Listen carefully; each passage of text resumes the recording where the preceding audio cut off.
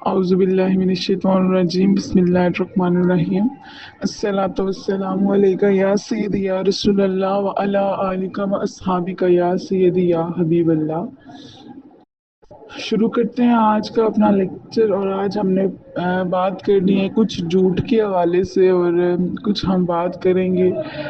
ज़कात के हवाले से। जो बज़ाहिर तो हम समझते हैं कि हमें पता है हमें कि ज़कात अदा करनी है, और हम ये भी समझते हैं कि झूठ नहीं बोलना चाहिए। लेकिन हम देखेंगे कि हमारी ज़िंदगी में हम एक दिन में कितनी दफ़ा झूठ बोलते हैं, और झूठ बोलने से क्या होता है।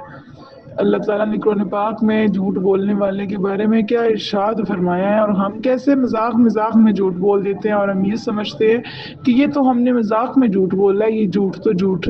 नहीं है। इस हवाले से देखते हैं, तो शुरू करते हैं अपना आज का लेक्चर। और सबसे पहले हम बात करेंगे झूठ के हवाले से। तो झूठ तो आपको पता है कि झूठ क्या होता है।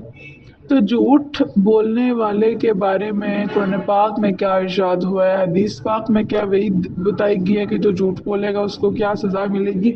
तो वो ज़रा देखेंगे। तो शुरू करते हैं कि ये वो गंदी घिनौनी और जलील आदत है कि दिनों दुनिया में झूठे का कहीं कोई ठिकाना नहीं। झूठा आदमी हर जगह जलीलो ख्वार होता है, और हर मजलिस और हर इंसान के सामने बेवकार और बेएतबार हो जाता है। और ये बड़ा गुनाह है कि अल्लाह ताला ने कुरान मजीद में ऐलान फरमाया है कि लानतुल्लाहि अल्लाहि काज़िबीन,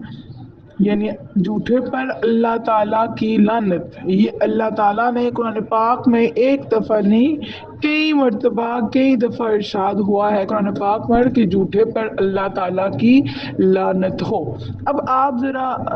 सोचें, अपने अपने खुद का मुहासबा करें ज़रा कि हम दिन में कितने झूठ बोलते हैं। अगर आपने बच्चे को कहा है ना कि इधर आओ मैं आपको टॉफ़ी दूंगी, और आपके पास टॉफ़ी नहीं है, तो ये झूठ है। अगर आप बच्चे को बेला रहे हैं और आप उसे कह रहे हैं कि चुप हो जाओ, वो देखो वो बिल्ली आई, वो ये आया वो आया, हालांकि ऐसा नहीं होता, तो ये सब झूठ है। क्योंकि झूठ बोलने की मजाक में भी झूठ बोलने की इजाज़त नहीं है, और हम अपने बच्चों को इसी तरह घरों से झूठ सिखा रहे होते हैं। जब हम बच्चे को कहते हैं कि चुप हो जाओ, बिल्ली उधर से बिल्ली आ रही है, वो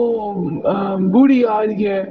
तो ये जिन आ रहा है, तो अदा ऐसा कुछ होता नहीं है, तो हम झूठ बोल रहे होते हैं, तो ये झूठ ही गिना जाता है। ऐसा नहीं है कि आप कहें कि हमने मजाक में बोला था या हमने उसको डराने के लिए बोला था, तो ये झूठ नहीं है। नहीं, झूठ हर हाल में झूठ ही है। एंड पे हम देखेंगे किस हाल में हम झूठ बोल सकते हैं। तो हम झूठ सिर्फ 3 जगहों पे बोल सकते हैं, जो कि हम लेक्चर के एंड पे देखेंगे। तो अभी हम बात कर रहे हैं कि ये सब झूठ में आता है, चाहे आप मजाक में कर रहे हैं या आप किसी को हंसाने के लिए कर रहे हैं या आप किसी को चुप करवाने के लिए कर रहे हैं। बहरहाल ये झूठ ही है। और जब आप ऐसी बात कह देते हैं, चाहे वो आप किसी छोटे से बच्चे को ही कहते हैं, तो एक तो इससे ये नुकसान है कि बच्चों को झूठ की आदत घर से पड़ जाती है। जब वो खुद ही छोटे से सुनना शुरू हो जाते हैं झूठ, तो जब वो बड़े होते हैं तो खुद वो भी यही काम करते हैं, क्योंकि बड़ों उन्होंने खुद जो इसी तरह सुनना होता है, ऐसे ही पढ़ा, उनके सामने हम करते ही इस तरह से हैं, तो उनको भी इसी चीज़ की आदत होती है। फिर दूसरी बात कि जब आप मजाक में भी कह देते हैं कि इधर आओ मेरी मुट्ठी में चीज़ है, और आप बच्चा आता है आपके पास कुछ नहीं होता, तो अब ये झूठ है, और ये झूठ आपके नामा अमाल में लिखने हो जाता है, और आप अल्लाह ताला की लानत के मुस्तहिक हो जाते हैं। क्योंकि अल्लाह ताला ने कुरान पाक में इरशाद फरमाया कि झूठे पर अल्लाह की लानत है। वहाँ ये नहीं इरशाद फरमाया गया कि जो किसी बच्चे को हंसाने के लिए झूठ बोलेगा तो उस पर लानत नहीं है, या जो किसी को चुप करवाने के लिए झूठ बोलेगा तो उसके लिए लानत नहीं है। नहीं, अल्लाह ने क्लियर जो वाज़ेह अल्फाज में फरमाया है कि झूठे पर अल्लाह की लानत हो, तो इससे मुराद यही है कि झूठे पर अल्लाह ताला की लानत है, चाहे आप वो झूठ मजाक में ही क्यों नहीं बोलते। इसी के हवाले से आगे देखते हैं कि यानी कान खोल कर सुन लो कि झूठों पर खुदा की लानत है और खुदा की रहमतों से महरूम कर दिए जाते हैं। कुरान मजीद की बहुत सी आयतों और बहुत सी हदीसों में झूठ की बुराइयों का बयान है। इसलिए याद रखो कि हर मुसलमान मर्द और औरत पर फर्ज है कि इस लानती आदत से ज़िंदगी भर बचता रहे।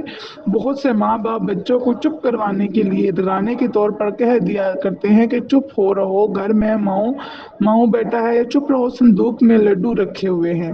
تم رو گے تو سب لڈو ڈھول مٹی ہو جائیں گے۔ حالانکہ نہ گھر میں مونگ ہوتا ہے اور نہ ہی صندوق میں لڈو ہوتے ہیں، اور نہ رونے سے لڈو ڈھول مٹی ہو جاتے ہیں۔ تو خوب سمجھ لو کہ سب کیا ہے، جھوٹ ہے۔ اسی طرح کی بولیاں بول کر والدین گناہ کبیرہ کرتے رہتے ہیں، اور اس قسم کی باتوں کو لوگ جھوٹ نہیں سمجھتے۔ حالانکہ یقیناً ہر وہ بات جو واقعہ کے خلاف ہو جھوٹ ہے، اور ہر جھوٹ حرام ہے، خواہ بچے سے چھوٹی بات کہو یا بڑے سے،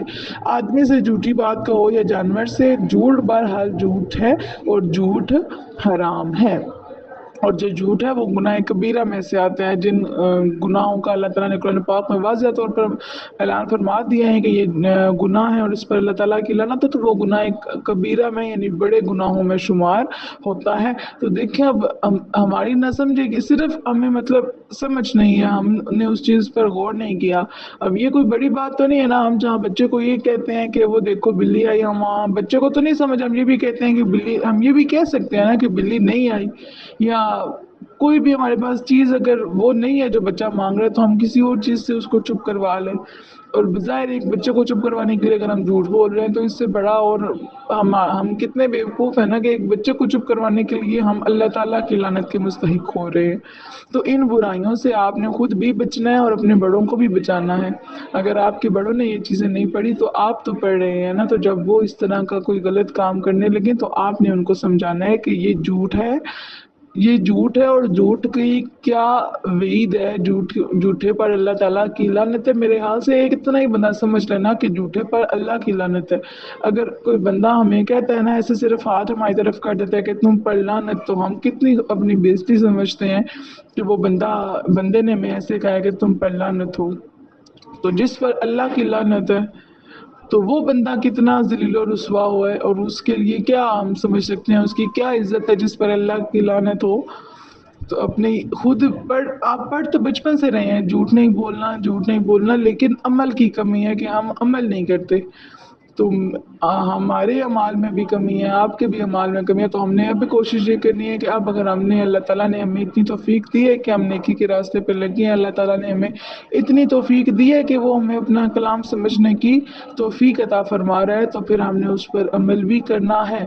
تو آپ نے بھی کوشش کرنی ہے، میں بھی کوشش کروں گی کہ آج سے ہم نے کوئی ایسا جھوٹ نہیں بولنا، چاہے وہ مذاق میں ہی کیوں نہ ہو۔ نہ مذاق میں آپ نے جھوٹ بولنا ہے بچوں کے ساتھ، اور نہ ہی آپ نے کسی بڑے کے ساتھ کوئی جھوٹ بولنا ہے صرف محض کسی کو خوش کرنے کے لیے یا محض کسی کو ہنسانے کے لیے۔ جھوٹ بہرحال جھوٹ ہے، تو آپ نے جھوٹ نہیں بولنا، اور اتنی سی بات مائنڈ میں رکھنی ہے کہ اگر ہم جھوٹ بولیں گے تو اللہ تعالیٰ کی لعنت ہم پر ہوگی۔ تو ہم یہ کیسے گوارا کر سکتے ہیں کہ جس رب نے، جس ذات نے ہمیں اتنی ہمیں دیا ہے، ہمیں جسم دیا ہے، ہمیں اتنی سہولتیں دی ہیں، اتنی ہمیں نعمتیں دی ہیں، تو ہم اس کی لعنت کے مستحق ہوں۔ تو اب ہم دیکھ لیتے ہیں کہ جھوٹ کب اور کون سا جائز ہے۔ تو اس حوالے سے یہاں پر جو لکھا ہے یہ آپ پڑھ لیجئے گا۔ تو میں آپ کو صرف ایک حدیث کا حوالہ دیتی ہوں، امید ہے آپ کو اس سے سمجھ آ جائے گی کہ جھوٹ کب بولنا جائز ہے۔ تو نبی کریم صلی اللہ علیہ وآلہ وسلم کا ارشاد پاک ہے کہ جھوٹ 3 موقعوں پر جائز ہے۔ میں آپ کو حدیث کا مفہوم بیان کر رہی ہوں، مفہوم کا لفظ اس لیے کہہ رہی ہوں کہ اگر لفظ کوئی آگے پیچھے ہو جاتا ہے حدیث کا، تو پھر جب ہم مفہوم کہتے ہیں تو پھر اس کا مطلب یہ ہے کہ ہم حدیث کے الفاظ نہیں بیان کر رہے، اس کا مفہوم بیان کر رہے ہیں، تو اس میں گناہ نہیں ملتا۔ تو نبی کریم صلی اللہ علیہ وآلہ وسلم کی حدیث پاک کا مفہوم ہے کہ جھوٹ جو ہے نا وہ 3 مقام پر بولنا جائز ہے، اس کے علاوہ کہیں بھی بولنا جائز نہیں ہے۔ اب وہ 3 مقام کون سے ہیں؟ ایک موقع کہ جب میاں بیوی آپس میں ناراض ہوں یا میاں بیوی کے درمیان کوئی خلش پیدا ہونے کا خطرہ ہو، تو وہاں جھوٹ بولنا جائز ہے۔ لیکن اس کا جو ہے نا وہ یہ بھی اس سے ہم مطلب نہیں لے سکتے کہ بیوی دن میں 1000 غلط کام کرے اور شام کو شوہر آئے تو کہے میں نے تو ایسا کچھ نہیں کیا۔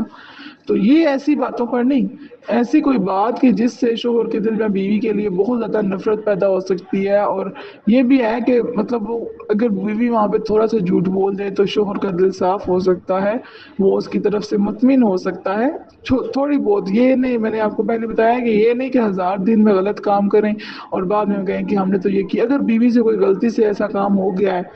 मतलब उसको समझ नहीं लगी, अनजाने में उससे कोई गलत काम हो गया और शोहर ने अब उससे पूछा और उसको ये भी यकीन है कि अगर मैंने यहाँ पे झूठ सच बोला तो शोहर जो है ना वो मुझसे अपना रिश्ता भी ख़त्म कर सकता है, जो शोहर जो है उसके दिल में नफरत पैदा हो जाएगी। तो थोड़ा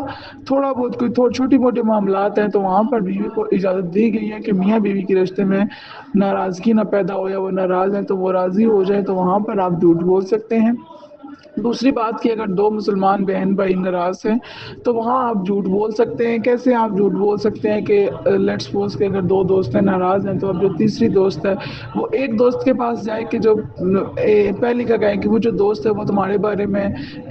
मतलब तुम्हें मिस कर रही है, तुम्हें याद कर रही है, वो तुमसे राजी होना चाहती है, ताकि उसने आपसे ऐसा कुछ ना कहा हो लेकिन आप झूठी बात उसे कह रहे हो कि वो तुमसे राजी होना चाहती है। और दूसरे के पास आप जाएं और उसको भी आप यही कहें कि जो तुम्हारी दोस्त है वो तुमसे राजी होना चाहती है, उसने मुझे कहा है कि मैं तुम दोनों को राजी करूं, तो इससे क्या होगा कि वो दोनों आपस में राजी हो जाएंगी। तो दो मुसलमान बहन भाइयों को राजी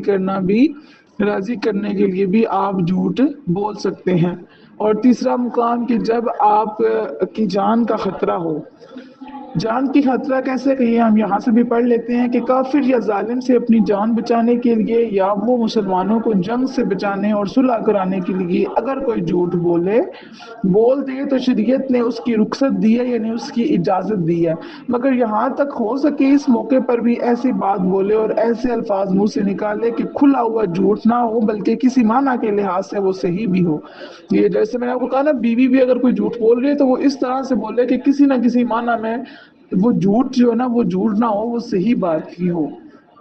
और इसको अरबी ज़बान में तोरिया कहते हैं। मसलन डाकू ने तुमसे पूछा कि तुम्हारे पास माल है कि नहीं, और तुमको यकीन है कि अगर मैं इकरार कर लूंगा तो डाकू मुझे कत्ल करके मेरा माल लूट लेगा, तो उस वक्त ये कह दो मेरे पास कोई माल नहीं है, और नियत ये कर लो कि मेरी जेब या मेरे हाथ में कोई माल नहीं है। मतलब अगर आप जिन मौक़ों पर आपको झूठ बोलने की इजाज़त भी दी गई है तो वहाँ पर आप इस तरह से झूठ बोलें कि वो किसी मायने में झूठ सही भी हो।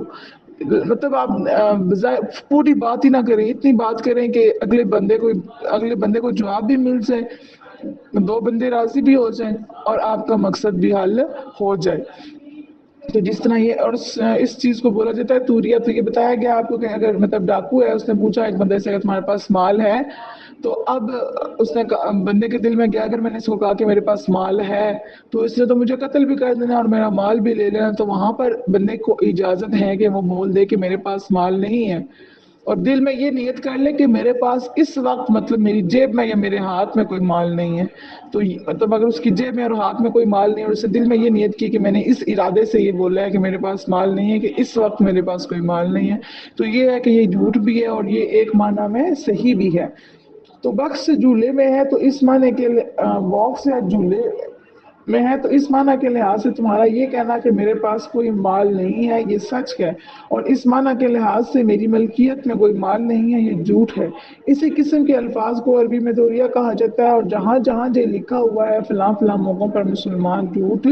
बोल सकता है, इसी का यही मतलब है कि तौरिया के लिए अल्फाज बोले, और अगर खुला हुआ झूठ बोलने पर कोई मुसलमान मजबूर कर दिया जाए तो उसको लाजम है कि वो दिल से इस झूठ को बुरा जानते हुए जानो माल को बचाने के लिए सिर्फ जुबान से झूठ बोल दे और उससे तौबा कर ले। यानी अगर इंसान को कोई खुला हुआ झूठ, अगर ऐसा कोई मौका आ जाता है कि इंसान की जान जाने का खतरा है या इंसान के माल जाने का खतरा है, और वहां पे वो अगर कोई खुला झूठ नहीं बोलता तो ना उसका माल बच सकता है और ना ही उसकी जान बच सकती है, तो वहां पर उसको इजाजत है कि वो झूठ बोल दे, खुला झूठ बोल दे, लेकिन ये है कि उसको दिल में बुरा जाने, और जब मतलब उसका वो मामला हल हो जाए तो साथ ही वो अल्लाह ताला से तौबा भी कर ले। जी, आज साथ ही हम देखेंगे ज़कात के हवाले से। उम्मीद है झूठ के हवाले से आपको समझ आ गई होगी, बाकी आपकी तरफ से भी कोई सवाल हो तो वो आप मुझसे पूछ सकते हैं। तो देखते हैं हम ज़कात के हवाले से कि ज़कात क्या है और कैसे हमने ज़कात अदा करनी है। तो ज़कात फ़र्ज़ है, उसका इनकार करने वाला काफिर और ना देने वाला फासिक और जहन्नमी, और अदा करने पर देर करने वाला गुनहगार और मरदूदुल शहादत है। यानी जो इंसान ज़कात का इनकार करता है तो वो तो है ही काफिर, اور جو मतलब وہ اسلام کے دائرے سے ہی خارج ہو جاتا ہے، اور جو ادا نہیں کرتا تو وہ بھی جہنمی ہے اور فاسق ہے۔ اور جو انسان زکوٰۃ ادا تو کرتا ہے لیکن دیر سے کرتا ہے تو اس کو بھی کیا کہا گیا ہے؟ مردود کہا گیا ہے اور گنہگار ہوگا وہ بھی۔ تو اسی طرح نماز کی طرح زکوٰۃ کے بارے میں بھی بہت سی آیتیں اور حدیثیں آئی ہیں جن میں زکوٰۃ ادا کرنے کی سخت تاکید کی گئی ہے، اور نہ ادا کرنے والے پر طرح طرح کی دنیا اور آخرت کے عذابوں کی وعیدیں سنائی گئی ہیں۔ تو مسئلہ ہم دیکھتے ہیں کہ مسئلہ کیا ہے کہ اللہ تعالیٰ کے لیے مال کا ایک حصہ جو شریعت نے مقرر کیا ہے، کسی فقیر کو مالک بنا دینا، شریعت میں اس کو زکوٰۃ کہتے ہیں۔ یعنی آپ کے جو مال ہے اس میں سے اللہ تعالیٰ نے جتنا حصہ مقرر فرمایا ہے اتنا حصہ آپ کسی فقیر کو دے دیتے ہیں، کسی فقیر کو اتنے مال کا آپ مالک بنا دیتے ہیں، تو یہ ہمارے پاس کیا ہوتی ہے؟ زکوٰۃ ہوتی ہے۔ تو زکوٰۃ فرض ہونے کے لیے کچھ شرائط ہیں، پہلے ہم شرائط دیکھتے ہیں کہ مسلمان ہونا، یعنی کافر پر زکوٰۃ فرض نہیں ہے۔ نمبر 2، بالغ ہونا، یعنی نابالغ پر زکوٰۃ فرض نہیں ہے، بے شک نابالغ کے پاس مطلب اس کے نام بہت کچھ لگا ہوا ہے، اس کے پاس بہت سے سونا ہے، بہت سی زمین لگی، لیکن اگر وہ نابالغ ہے تو اس پر زکوٰۃ فرض نہیں ہے۔ عاقل ہونا، یعنی عقل والا ہونا، یعنی دیوانے پر زکوٰۃ بھی فرض نہیں، کیونکہ دیوانے کو سمجھ تو نہیں ہوتی نا۔ اسی طرح آزاد ہونا، یعنی لونڈی غلام پر زکوٰۃ فرض نہیں ہے۔ تو یہ لونڈی کا میں نے آپ کو بتایا تھا کہ لونڈی اور غلام کیا ہوتے ہیں، تو ان پر بھی زکوٰۃ فرض نہیں ہوتی کیونکہ وہ اپنے مالک کے خود نہیں ہوتے۔ تو مالک کے نصاب ہونا، یعنی جو آپ کے پاس مال ہے اس کے مالک آپ خود ہوں۔ جس کے پاس نصاب سے کم مال ہو اس پر زکوٰۃ فرض نہیں ہے۔ نصاب سے کم سے یہ مراد ہے کہ جتنا مال اللہ تعالیٰ نے ہمیں بتایا ہوا ہے کہ اگر ایک انسان کے پاس اتنا مال ہو تو اس کو صاحب نصاب کہتے ہیں۔ تو اگر اس کے پاس اتنا مال نہیں ہے جتنا اللہ تعالیٰ نے بتایا تو پھر اس پر زکوٰۃ فرض نہیں ہے۔ نمبر 6، پورے طور پر مالک ہو، یعنی اس پر قبضہ بھی ہو تب زکوٰۃ فرض ہے، ورنہ نہیں۔ مثلاً کسی نے اپنا مال زمین میں دفن کر دیا اور جگہ بھول گیا، پھر برسوں کے بعد جگہ یاد آئی اور مال مل گیا، تو جب تک مال نہ ملا تھا اس زمانے کی زکوٰۃ واجب نہیں ہے، کیونکہ نصاب کا مالک تو تھا مگر اس پر قبضہ نہیں تھا۔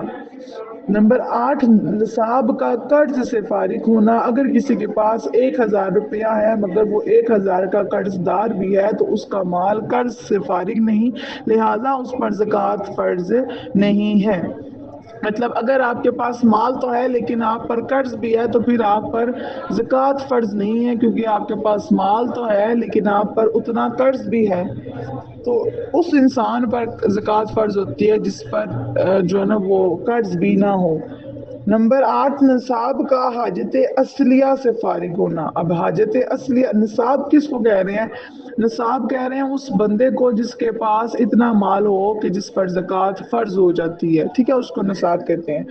تو نصاب کا حاجت اصلیہ سے فارغ ہونا۔ اب حاجت اصلیہ کیا ہیں؟ یعنی آدمی کو زندگی بسر کرنے میں جن چیزوں کی ضرورت ہے، مثلاً اپنے رہنے کا مکان، جو بھی آپ کی گھریلو چیزیں ہیں، چرپائیاں، کرسیاں، میز وغیرہ، یہ سب آپ کے حاجت ہیں، حاجت اصلیہ ہیں، یعنی آپ کی زندگی گزارنے کے لیے ضروری ہے، تو ان پر زکوٰۃ فرض نہیں ہوتی۔ نمبر 9، مال نامی ہونا، یعنی بڑھنے والا مال ہونا، خواہ حقیقتاً بڑھنے والا مال جیسے مال تجارت اور چڑھائی پر چھوڑے ہوئے جانور پر حکماً بڑھنے والا مال ہو، جیسے سونا چاندی کے اس لیے پیدا کیے گئے ہیں کہ ان سے چیزیں خریدی جائیں اور بیچی جائیں تاکہ نفع ہونے سے یہ بڑھتے رہیں، لہذا سونا چاندی جس حال میں بھی ہو، زیور کی شکل میں ہو یا دفن ہو، ہر حال میں یہ مال نامی ہے اور ان کی زکوٰۃ نکالنی ضروری ہے۔ مال نامی سے یہ مراد ہے کہ ایسا مال جس میں وقت کے ساتھ اضافہ ہو رہا ہو، جس کی قیمت میں وقت کے ساتھ کیا ہو رہا ہو؟ اضافہ ہو رہا ہے، یعنی انسان کے وہ مطلب میرے پاس اگر سونا ہے تو وہ میرے نام کا ہے نا، تو وہ چاہے سونا میں نے پہنا ہوا ہے یا میں نے سونا کہیں دفن کیا ہوا ہے یا میں نے سونا جہاں پر مرضی رکھا ہوا ہے، لیکن وہ سونا میرا ہے تو اس پر زکوٰۃ فرض ہے۔ اسی طرح دیکھا جائے تو مال نصاب پر اگر 1 سال گزر جائے تو نصاب یعنی نصاب پورا ہوتے ہی زکوٰۃ فرض نہیں ہوگی، بلکہ 1 سال تک وہ نصاب ملک میں رہے تو پورا سال پورا ہونے کے بعد اس کی زکوٰۃ نکالی جائے گی۔ اس سے یہ مراد ہے کہ آپ کے پاس مطلب پہلے آپ کے پاس تھوڑے پیسے تھے، ایک دم سے آپ کے پاس اتنے پیسے آ گئے ہیں، آپ کے پاس اتنا سونا آ گیا ہے کہ جس پر زکوٰۃ فرض ہوتی ہے، تو اب جیسے ہی آپ کے پاس پیسے آئے ہیں تو آپ پر زکوٰۃ فرض نہیں ہوگی۔ جب آپ کے پاس وہ مال 1 سال تک رہے گا تو پھر آپ پر کیا ہو جائے گی؟ زکوٰۃ فرض ہو جائے گی۔ اب مسئلہ کیا ہے؟ مسئلہ یہ ہے کہ سونے کا نصاب 7.5 تولے ہے اور چاندی کا نصاب 52.5 تولے ہے۔ سونے چاندی میں 40واں حصہ زکوٰۃ نکال کر ادا کرنا فرض ہے۔ یہ ضروری نہیں کہ سونے کی زکوٰۃ میں سونا ہی اور چاندی کی زکوٰۃ میں چاندی ہی دی جائے، بلکہ یہ بھی جائز ہے کہ بازاری بھاؤ سے سونے چاندی کی قیمت لگا کر روپیہ زکوٰۃ میں دے دیں۔ آپ کو یہ پتا ہونا چاہیے کہ اگر ایک بندے کے پاس 7.5 تولے سونا ہے اور چاندی کا بتایا گیا ہے 52.5 تولے چاندی ہے تو اس پر زکوٰۃ فرض ہے۔ اب زکوٰۃ فرض کتنی ہے؟ زکوٰۃ 2.5% آپ نے اپنے مال میں سے زکوٰۃ دینی ہوتی ہے۔ 2.5% کیسے ہے کہ اگر آپ کے پاس 100 روپے ہے نا تو اس میں آپ نے 2.5 یعنی 2.5 روپے آپ کی زکوٰۃ ہے۔ اس طرح اگر دیکھا جائے تو 1000 روپے اگر آپ کے پاس 1000 ہے نا تو 1000 کے بدلے آپ کی 25 روپے جو ہوتی ہے نا وہ زکوٰۃ ہوتی ہے، لیکن 1000 پہ زکوٰۃ فرض نہیں ہوتی۔ زکوٰۃ آپ کو بتایا گیا ہے کہ 7.5 تولے اگر آپ کے پاس سونا ہے یا جتنی 7.5 تولہ سونے کی قیمت ہے اتنے آپ کے پاس پیسے ہیں، لیٹ سپوز کہ اگر 1 تولہ جو ہے نا وہ 2 لاکھ کا ہے تو 7.5 تولے کی اگر ہم قیمت دیکھیں تو آلموسٹ 15 لاکھ ہے۔ اب آپ کے پاس 7.5 تولے سونا تو نہیں ہے لیکن آپ کے پاس 15 لاکھ سے زیادہ رقم پڑی ہوئی ہے، 20 لاکھ ہے یا 30 لاکھ ہے، 40 لاکھ ہے، تو آپ پر زکوٰۃ فرض ہے کیونکہ آپ کے پاس اتنی رقم موجود ہے کہ جتنے میں 7.5 تولے سونا آ سکتا ہے یا اس سے زیادہ آ سکتا ہے، تو اس حساب سے پھر آپ وہ اپنی زکوٰۃ دیکھ لیتے ہیں کہ 2.5% کی شرح سے آپ کی زکوٰۃ کتنی بنتی ہے۔ اور یہ بھی آپ کو پہلے بتایا کہ آپ کے پاس وہ مال جو ہے 1 سال تک رہے تو آپ پر زکوٰۃ فرض ہوگی، ویسے آپ پر زکوٰۃ فرض نہیں ہوگی۔ تو نیکسٹ دیکھتے ہیں کہ زیورات کی زکوٰۃ۔ حدیث شریف میں ہے کہ 2 عورتیں حضور اقدس صلی اللہ علیہ وآلہ وسلم کی خدمت مبارک میں حاضر ہوئیں، ان کے ہاتھوں میں سونے کے کنگن تھے۔ آپ نے ارشاد فرمایا کیا تم نے ان زیوروں کی زکوٰۃ ادا کی ہے؟ تو عورتوں نے عرض کیا جی نہیں۔ تو آپ صلی اللہ علیہ وآلہ وسلم نے ارشاد فرمایا کیا تم اسے پسند کرتی ہو کہ اللہ تعالیٰ تمہیں آگ کے کنگن پہنائے؟ عورتوں نے کہا نہیں۔ تو ارشاد فرمایا کہ تم ان زیوروں کی زکوٰۃ دیا کرو۔ اس سے کیا سمجھ آ رہی ہے ہمیں بات کہ جو ایسا سونا ہے جو ہم پہن تو رہے ہیں لیکن ہم اس کی زکوٰۃ ادا نہیں کر رہے تو پھر قیامت کے دن وہ جو ہم سونا پہن رہے ہیں وہ کیسے ہوگا؟ آگ کی شکل میں ہمیں پہنایا جائے گا۔ تو آپ یہ آپ خود دیکھ لیں آپ کے گھروں میں جو نا مطلب آپ کی اگر بھابیاں ہیں یا آپ کی مدرس وغیرہ ہیں تو دیکھیں آپ اس چیز کو کہ ان کے پاس اگر اتنا سونا ہے تو آپ خود اندازہ لگائیں کہ کتنا سونا 7.5 تولے سے اگر زیادہ سونا ہے تو پھر جتنا بھی ان کے پاس سونا ہے اس سارے سونے کی آپ قیمت دیکھ لیں کہ کتنی قیمت بنتی ہے اور پھر 2.5% کی شرح سے دیکھ لیں کہ آپ پہ زکوٰۃ کتنی بنتی ہے۔ اگر آپ کے پاس مطلب 16 لاکھ کا آپ کے پاس زیور ہے یا 17 لاکھ کا مطلب 8-9 تولے سونے ہیں تو اتنی زیادہ زکوٰۃ نہیں بنتی، 30-40 ہزار زکوٰۃ بنتی ہے، کتنی سی ہے۔ اور دیکھیں اس کے بدلے ہمیں کتنی سخت وعید بتائی کیا کہ یہ جو زیور ہے یہ قیامت کے دن ہم آگ کی صورت میں ہمیں پہنایا جائے گا جن کی ہم زکوٰۃ ادا نہیں کرتے۔ تو ہمیں پتہ ہے کہ زکوٰۃ ادا کرنی ہے لیکن اور یہ بھی ہے کہ اگر عورت کے پاس زیور ہے نا تو عورت سے پوچھ ہوگی، ایسا نہیں ہے کہ مطلب اس کا اگر شوہر کہہ رہا ہے کہ چھوڑو زکوٰۃ نہیں دو اور عورت بھی کہتی ہے کہ اب شوہر نہیں اجازت دے رہا تو زکوٰۃ رہنے دیتی ہوں، تو شوہر سے تو زکوٰۃ کی پوچھ نہیں ہوگی کیونکہ جو زیور ہے اس کی مالک تو عورت ہے، تو پھر اس کا کام ہے کہ وہ جیسے مرضی زکوٰۃ ادا کرے لیکن اس نے زکوٰۃ ادا کرنی ہے۔ زکوٰۃ کی پوچھ گچھ اس سے ہوگی کہ یہ مال تمہارا تھا اور یہ اتنا تھا تو جس پر زکوٰۃ فرض تھی تو پھر اس نے زکوٰۃ ادا نہیں کی تو عورت سے پوچھ گچھ ہوگی۔ ان چیزوں کا آپ نے خیال رکھنا ہے کہ آپ کے گھروں میں اگر ایسا ہے، آپ کے اپنی جو آپ کے گھر میں جو بھی عورتیں ہیں، آپ نے ان کو اس چیز کا بتانا ہے، کیونکہ جب ایک عورت کی شادی ہوتی ہے تو آلموسٹ اس کے پاس اتنا زیور ہو ہی جاتا ہے، جو اس کو والدین کی طرف سے بھی زیور ملتا ہے اور سسرال کی طرف سے بھی اس کو زیور ملتا ہے، تو دونوں زیورات کو ملا کے اگر کسی بندے کا 7.5 تولے سے زیادہ سونا بن رہا ہے تو پھر اس نے زکوٰۃ ہر حال میں ادا کرنی ہے۔ اب مسئلہ کیا آتا ہے کہ سونا چاندی جب کہ بقدر نصاب ہوں، یعنی سونا چاندی، سونا جو ہے وہ 7.5 تولے ہو اور جو چاندی ہے وہ 52 تولے، یہ نصاب ہے، تو اتنے ہوں تو ان کی زکوٰۃ 40واں حصہ نکالنی فرض ہے، خواہ سونے یا چاندی کے ٹکڑے ہوں یا سکے یا زیورات یا سونے چاندی کی بنی ہوئی چیزیں، مثلاً برتن، گھڑی، سرما، مطلب آپ اس سونے کے بدلے آپ کچھ بھی چیز، آپ پیسے بھی دے سکتے ہیں، یا آپ اتنے پیسوں سے کوئی چیز لے کر کسی کو دے سکتے ہیں، یا آپ اتنے پیسوں کی کوئی ایک سونے کی چیز کسی کو دے دیتے ہیں زکوٰۃ کے طور پر۔ مقصد یہ ہے کہ جتنے پیسے بن رہے ہیں نا، اتنے پیسے آپ کسی بھی صورت میں زکوٰۃ دے سکتے ہیں۔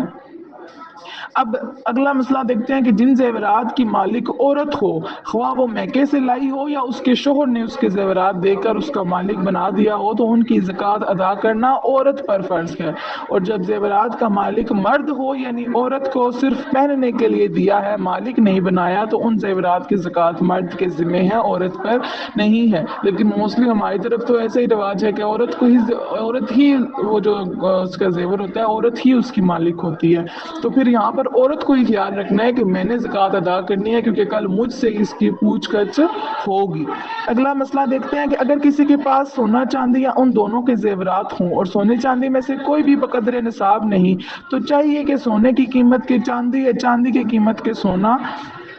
فرض کر کے دونوں کو ملائیں، پھر اگر ملانے پر بھی بقدر نصاب نہ ہو تو زکوٰۃ نہیں، اور اگر سونے کی قیمت کے چاندی میں ملائیں تو بقدر نصاب ہو جاتا ہے، اور چاندی کی قیمت کا سونا سونے میں ملائیں تو بقدر نصاب نہیں، تو واجب ہے کہ جس صورت میں نصاب پورا ہو جاتا ہے تو وہ کریں۔ یہ بات آپ کو بتائی جا رہی ہے کہ اب ایک بندے کے پاس لیٹس سپوز کے سونا 7.5 تولے نہیں ہے، اس کے پاس 5 تولے سونا ہے، اور چاندی بھی اس کے پاس جو ہے نا وہ 52 تولے نہیں ہے، لیکن اس سے کم ہے، لیکن اگر ہم دونوں کو ملائیں، ٹھیک ہے، 52.5 تولہ اگر ہم چاندی ہے، اس کے پاس 52.5 تولہ نہیں ہے، لیٹس سپوز اس کے پاس 50 جو ہے نا وہ تولے ہے، یا اس طرح سے، مطلب کم ہے، چاندی بھی نصاب کے مطابق نہیں ہے اور سونا بھی نصاب کے مطابق نہیں ہے، لیکن اگر دونوں کی ہم قیمتیں دیکھیں کہ سونا اس کے پاس کتنی قیمت کا ہے اور چاندی اس کے پاس کتنی قیمت کی ہے، اور ان دونوں کی قیمتوں کو اگر ہم ایڈ کریں تو اس بندی کے پاس سونا جتنا نصاب کا ہے اتنا سونا اس کے پاس آ سکتا ہے، یعنی چاندی بیچ کر اگر وہ سونا خریدے تو اس کا جو سونا ہے وہ 7.5 تولے سے زیادہ ہو سکتا ہے، یا اب اس کے پاس جو سونا ہے وہ سونا بیچ کر اگر چاندی خریدے تو چاندی اس کے پاس 52.5 تولے یا اس سے زیادہ ہو سکتی ہے، تو پھر اس عورت پر بھی زکوٰۃ فرض ہے۔ اب مسئلہ ہے کہ تجارتی مال کی قیمت لگائی جائے تو پھر اس سے اگر سونے یا چاندی کا نصاب پورا ہو تو اس کے حساب سے زکوٰۃ نکالی جائے۔ تجارتی مال یعنی ایک بندہ تجارت کرتا ہے، جو آپ کے شاپ کیپر وغیرہ ہوتے ہیں کہ جو مال بیچتے وغیرہ ہیں، تو اب وہ دیکھیں کہ ان کو منافع کتنا ہو رہا ہے، اگر ان کو اتنا ہو رہا ہے کہ جتنا جو ہے نا وہ سونے چاندی کا نصاب پورا، مطلب ان کے پاس اتنی ہو رہی ہے، ان کے پاس اتنا مال آ جاتا ہے جتنے کہ 7.5 تولے سونا یا پھر 52.5 تولے چاندی کی قیمت بن رہی ہے، تو پھر وہ بھی اپنے مال میں سے 2.5% کی شرح سے زکوٰۃ نکالیں گے۔ اگر سونا چاندی نہ مال تجارت ہو بلکہ صرف نوٹ اور روپے پیسے ہوں کہ کم سے کم اتنے روپے پیسے یا نوٹ ہوں کہ بازار میں ان سے 7.5 تولے سونا یا 52 تولے چاندی خریدی جا سکتی ہے، تو وہ شخص صاحب نصاب ہے، اس کو نوٹ اور روپے پیسوں کی زکوٰۃ کا 40واں حصہ نکالنا فرض ہے۔ یہ چیز میں نے آپ کو پہلے بھی بتائی ہے کہ سونا چاندی نہیں ہے، اگر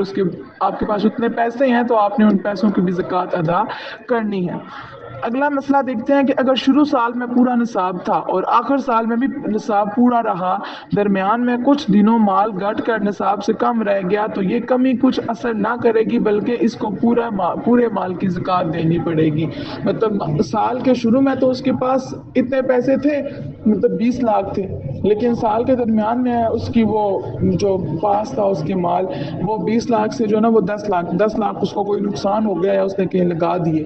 لیکن جب سال ختم ہوا تو پھر اس کے پاس 20 لاکھ پڑے ہوئے تھے. تو اب وہ جو درمیان میں اس کے پاس 10 لاکھ کی کمی آئی ہے، تو اس کا مطلب یہ نہیں ہے کہ جب اس کے پاس 20 لاکھ دوبارہ ہوگا تو پھر سے اس کا سال شروع ہوگا. نہیں، اگر سال کے درمیان میں اس کے پاس تھوڑے عرصے کے لیے وہ مال میں کمی آئی ہے تو اس کو زکوٰۃ جو ہے وہ پوری ہی سال کی بعد اس کو زکوٰۃ ادا کرنی پڑے گی. تو امید ہے آپ کو یہاں تک سمجھ آ گئی ہوگی. باقی آپ نے زکوٰۃ کے حوالے سے اپنے اسکول کالج میں سب بچوں نے ہی بہت کچھ پڑھا ہوتا ہے کہ زکوٰۃ ہم کس کو دے سکتے ہیں، زکوٰۃ کے مصارف کتنے ہیں. یہ چیزیں آپ لوگ بچپن سے پڑھتے آ رہے ہیں، لیکن ہمارے مطلب وہ جو ہم اسکول کالج میں پڑھتے ہیں تو وہ ہم پڑھتے صرف اس نیت سے ہے کہ ہم نے پیپر دینا ہے. بس پیپر دے دیا تو ہماری پیپر کی حد تک ہم اس کو یاد کرتے ہیں، ہم اس کو سمجھنے کی کوشش نہیں کرتے. تو اب آپ جو پڑھ رہے ہیں آپ نے اس کو رٹا بے شک نہ لگائیں، لیکن اتنا آپ سمجھائیں، خود بھی سمجھیں، خود بھی عمل کریں، اور اپنے گھر والوں کو بھی یہ چیز سمجھائیں اور ان کو بھی عمل کرانے کی کوشش کریں کہ یہ چیز تو وہ ہے نا کہ جو ضروری ہے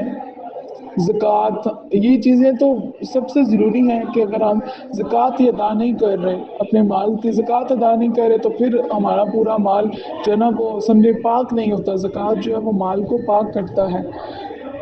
اور پھر ہم نے دوسری چیز دیکھی کہ وہ آگ، جو مال ہم اگر زکوٰۃ نہیں ادا کرے تو وہ مال آگ کی شکل میں قیامت کے دن ہمیں بنایا جائے گا. اس کے علاوہ بھی بہت سی آیات، بہت سی حدیث پاک ہیں جس میں زکوٰۃ ادا نہ کرنے والوں کے بارے میں بہت سخت وعید سنائی گئی ہیں. لیکن اب وقت کم ہے چونکہ، اس لیے میں نے سوچا کہ آپ کو چند باتیں بتا دوں تاکہ آپ کے لیے عمل کرنا آسان ہو اور آپ دوسروں کو یہ چیز سمجھا سکیں کہ جو مطلب عمل میں جس میں آپ کے لیے آسانی ہو. باقی انشاءاللہ آپ کی طرف سے کوئی کوشچن ہو تو آپ وہ مجھ سے پوچھ سکتے ہیں.